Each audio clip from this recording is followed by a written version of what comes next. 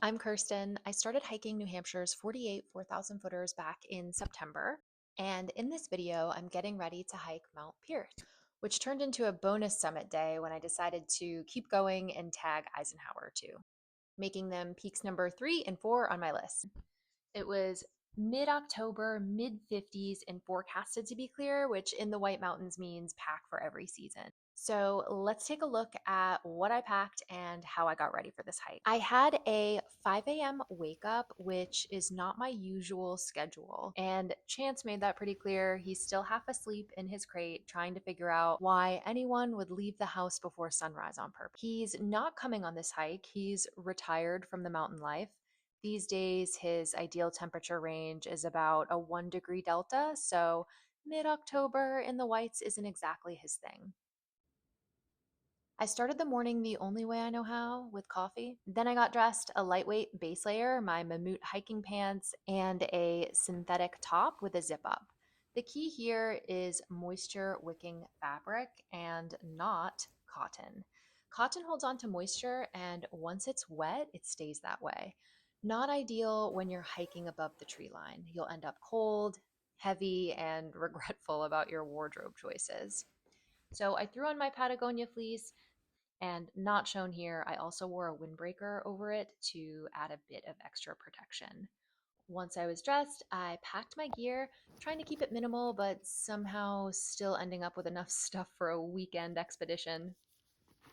Although Chance wasn't coming, I did have a hiking buddy tagging along, Jango, my mom's dog, who I'll be picking up along the way. So I packed a few essentials for him too: waist bags, a leash, a collapsible bowl, and some treats.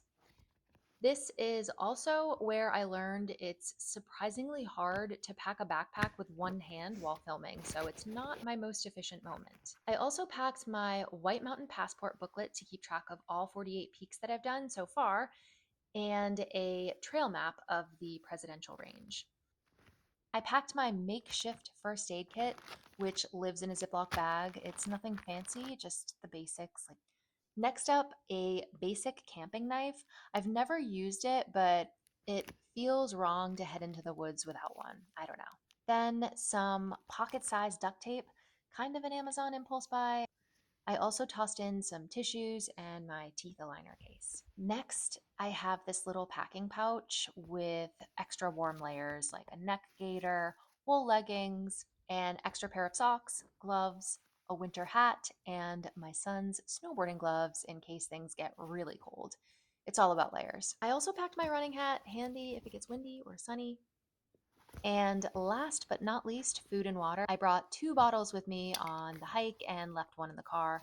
I also packed a canned coffee for the summit. In my food bag, I had an almond butter and jam sandwich, a bobo, an apple and caramel dip, some unsalted nuts, a banana, and a gutsy. Probably more food than I needed, but I'd rather carry snacks than regrets. With everything I packed, I grabbed Chance's retractable leash and took him out for a quick walk before leaving for half the day. He started whining mostly because I was struggling to get his collar on with one hand while filming. Once he was set, we went for a short walk and then I headed out.